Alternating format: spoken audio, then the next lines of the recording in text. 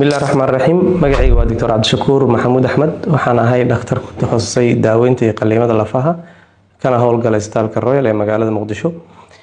waxaan ahay xubin ka tirsan ururka dhakhaatiirta lafaha Soomaaliyeed hadii Ilaahay raahdo waxaan rabnaa inaan hadda kadib aan ummadda Soomaaliyeed la wadaagno fariimo wacyigelin ah oo ka bixi doona page-ka ururka dhakhaatiirta lafaha Soomaaliyeed hadii Ilaahay raahdo maanta waxaan rabay inaan wax yar ka hadlo kab Soomaaliga ama waxa loo yaqaano traditional bone setter ama TBS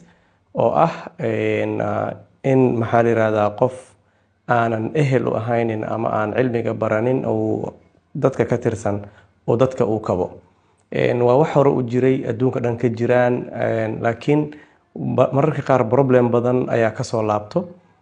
bukaan walba oo jabo macnaheeda ma ahan in uu qalin u baahan yahay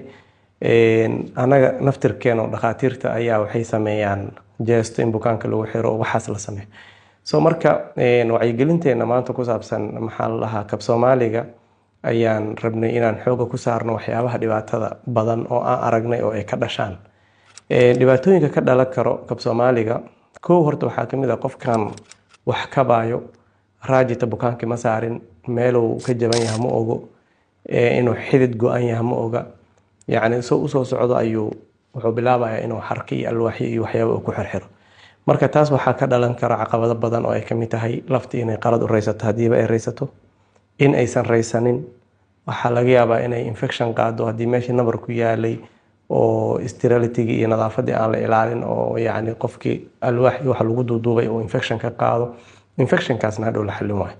waxaa laga yaabaa in wixii lagu dhuujinayo aad loogu dhuujiyo oo bukaankii dhiigga ka xirmo oo lugta dhimato oo gangrene iyo ku dhacdo oo lugta maal noqoto aydan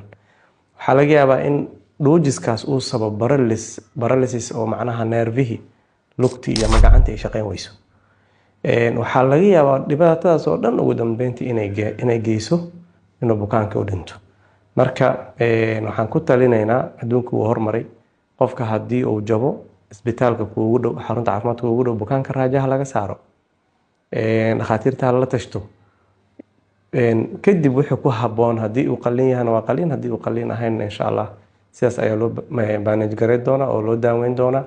marka waxa weeyaan in ummadda Soomaaliyeed ay mar walba ay ku kalsoonaadaan dhakhaatiirtooda hadii Ilaahay raahdo aad iyo aad u mahadsantihiin salaamu calaykum wa rahmatullaahi wa barakaatuh